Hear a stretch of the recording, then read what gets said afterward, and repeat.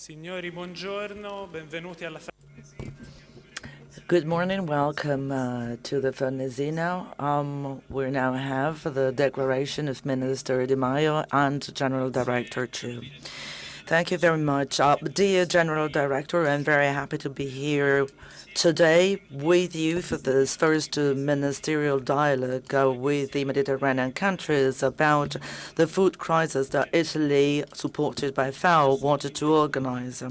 As Director General said, Ukraine and Russia represent 30% of the world market of grain. Over 50 countries in the world import at least 30% of their wheat supply from Ukraine and Russia, and some of them range from 70 and 100%, and that holds true for many countries of Africa and the Mediterranean basin. The price of wheat and other basic commodities were very high because of the pandemics, and today they've reached unprecedented levels. In May, an increase by 40% as respect to last year was recorded, and this worsens a scenario that was already worrying. In 2021, 193 million people in 53 countries were affected by very deep food insecurity, an unprecedented level again. So a food crisis that already affected different areas of the world runs the risk with the war in Ukraine to become a global food crisis unless we act immediately. This food crisis might generate even worse consequences because it risks to destabilize states that are already fragile, to trigger new wars, to generate migration flows more massive and more difficult to handle. Italy is one of the most important food cultures in the world, and we want to play a role in shaping the response of the international community to this crisis. But this reaction can only be collective and multilateral. With this Mediterranean ministerial dialogue on the food crisis that was attended by 24 countries and 7 international organizations, so we wanted to listen to the needs of countries that are most affected by this crisis in an area which is strategic for us, but that we share with a common food culture, the Mediterranean diet, which is, according to UNESCO, a heritage of humanity. Together with FAO, with the German presidency of G7, with Lebanon and Turkey, we have debated a number of topics that we will be developing in the following months. At the end of June, there will be a follow-up, and these solutions might range from possible financial mechanism to ease the input of food commodities when prices are particularly high, to the shaping of national strategies to reduce waste and food losses along the food chains. So we've talked how to improve the use of fertilizers and of the central role of research and innovation in making this quality quantum leap within the agro-food systems of Mediterranean countries. Italy will keep pushing in different directions. Our country has long ago decided that food security was a priority in our foreign policy, and it is at the very center, and it should be at the very center of the international agenda. The G20 declaration of Matera last year was a turning point. The cooperation between Italy and FAO has launched the Food Coalition, and the program will be activated also in the Mediterranean area. Within the G7, we strongly support the Global Alliance for Food Security that groups together governments, organizations, and institutions committed to develop strong and urgent actions. And also, we adhere to the initiatives free wheat for the resumption of traffic from Odessa and the Black Sea. Italy is committed within the UN family. Last month, the General Assembly of the United Nations adopted a resolution on the state of global food security. And Upon an American initiative, the Global Food Security Call to Action was established, and I took part personally. The following weeks will be crucial in solving the situation, and I want to say clearly that we expect a sign for Russia, because blocking exports of wheat means holding hostage and sentencing to death millions of children, women, and men far from the battleground. And food security is a priority for our country. We put it very high on the international agenda, and we'll do our best together with FAO to prevent a world food catastrophe. First of all, I also highly appreciate the Italian government and the ministers Di Maio, Minister Stefano, all the relevant organizations support the FAO mission and mandate for a long time. I said last year during the Matera Declaration, we didn't expect the war in Ukraine. We didn't expect the situation getting deteriorated after 1 year. But we had to do something to overcome the crises and challenges. That's real life. That's a real world. We have to fix the problems together by international solidarity. That's what we do, what we have done, and we will do together with the Italian government, with the FAO members, and with the international family, especially UN families led by the UN Secretary General, Antonio Guterres. At the first week, I remember 1st of March, he organized a flash appeal to support the response international crisis, especially on food and fuel, and of course financial. So FAO, we are try our best to play professional, neutral, and to offer the science-based solution or suggestions to the members. That's why we are so happy and so pleased to work together with the Italian Minister of Foreign Affairs and the colleagues to have this special dialogue, Mediterranean dialogue. As I said so many times, Italy and the Mediterranean should be proud of food first.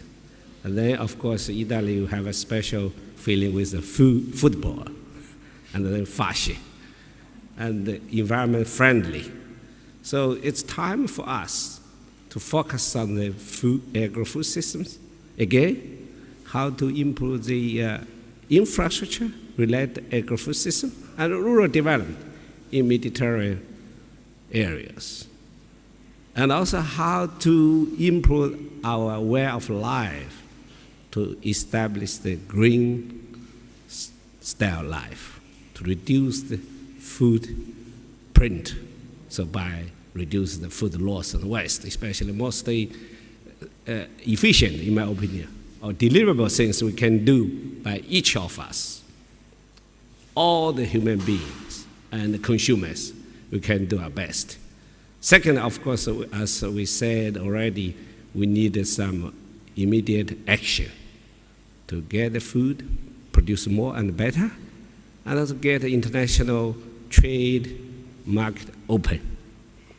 So keep the logistic more smooth, more efficient, and more effective. In fact, to get the food accessible to the people who need it most. That's why this time I appreciate the Italian government to invite all the key members around the sub-region, I should say, around the Mediterranean Sea, from North Africa, Near East, and of course around the South European parts. And last but not least, we need to look at the mid or long terms, how to transform agri-food systems together, because we have a lot of room to improve, even in Italy, in Europe. how to improve soil, how to improve the water efficiency, how to improve the deliverable systems, food supply chain, and the value chain, you name it. The solution, ultimate solution, we have to strengthen research and the development. And that's a little long term, but it's most scientific approach. So all this, if we use this crisis as a new special call for us to take concrete action to strengthen from the medium term, long term solutions together. FAO is here, and we're willing to strengthen more close cooperation with members, of course with the host country here. So that's my commitment from day one, and I enjoy, on behalf of all the FAO managers, enjoy the close cooperation and coherent collaboration with the Italian government and other members, and Europe, and all the regions of FAOs. So thank you for your support. Make the vulnerable and the farmers' voice to be heard. Make the people who need most timely helped. Thank you.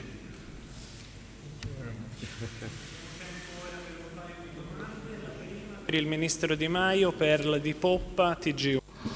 A question from Minister Di Maio, Perla di Poppa. Unfortunately, the interpreter doesn't get the audio of the journalist and unfortunately cannot translate the question. Well, today's dialogue is here certainly to ease the dialogue with all the different agencies such as FAO, out to help all the countries that have difficulties in getting grains and wheat supply. The situation is very alarming. The food crisis was already there, had worsened because of the pandemics and is worsening now. There are attempts by Turkey to put up a dialogue with Russia. We do appreciate all the possible attempts to mediate. The Turkish Minister of Agriculture took part to the dialogue, and of course the dialogue between the Ministers of Foreign Affairs of Turkey and Russia might in a way contribute to release the stocks of grains and wheat that are blocked in the southern ports of Odessa and of Ukraine. But before sort of listening to the words and the speeches and the declarations, we want facts. We want Russia to release the grains that are blocked in Odessa.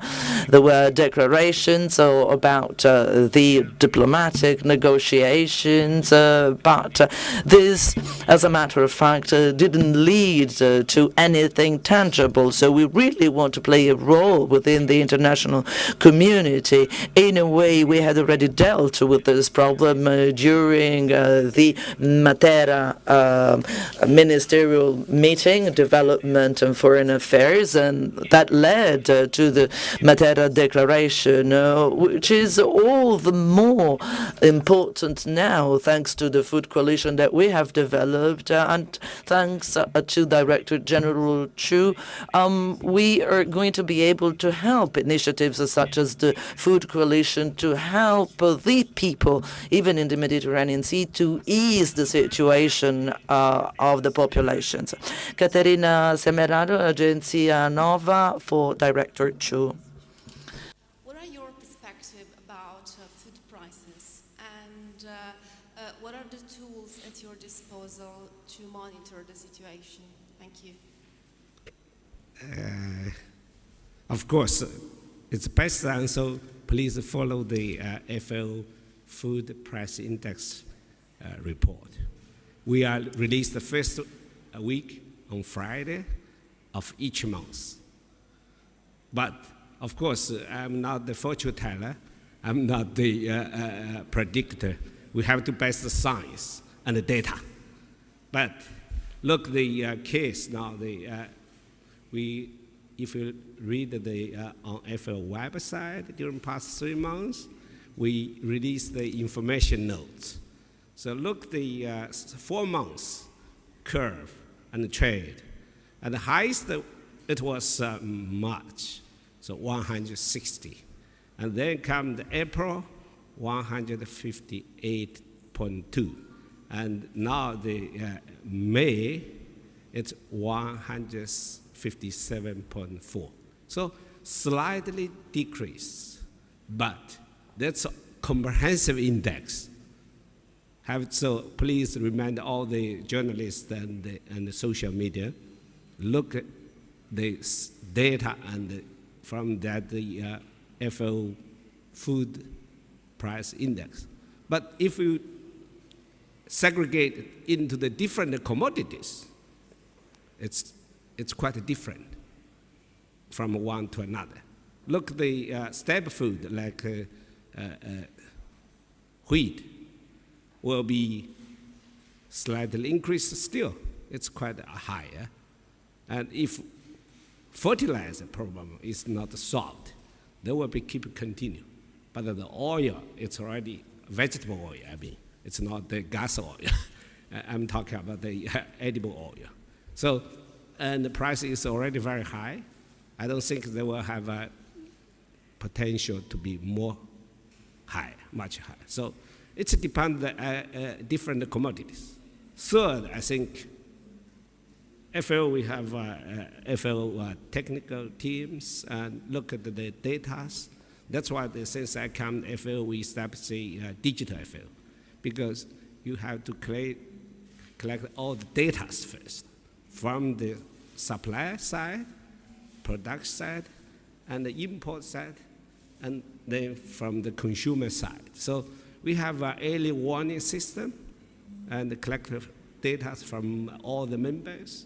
And for this region, of course, we also look at the issues. That's why the FAO report should be based on the science and the data. I said again. And we have a scientific interpretation of modeling, the mathematical modelings to investigate, interpret the data. And last but not least, also we need more solid support to FAO. That's why I appreciate the Italian government during the G7 agricultural meeting, together with the colleagues from the United States, Canada, and Germany, and last week also France, to offer the support to AMIS, Agricultural Marketing Information Systems, which was started in 2011. Yeah?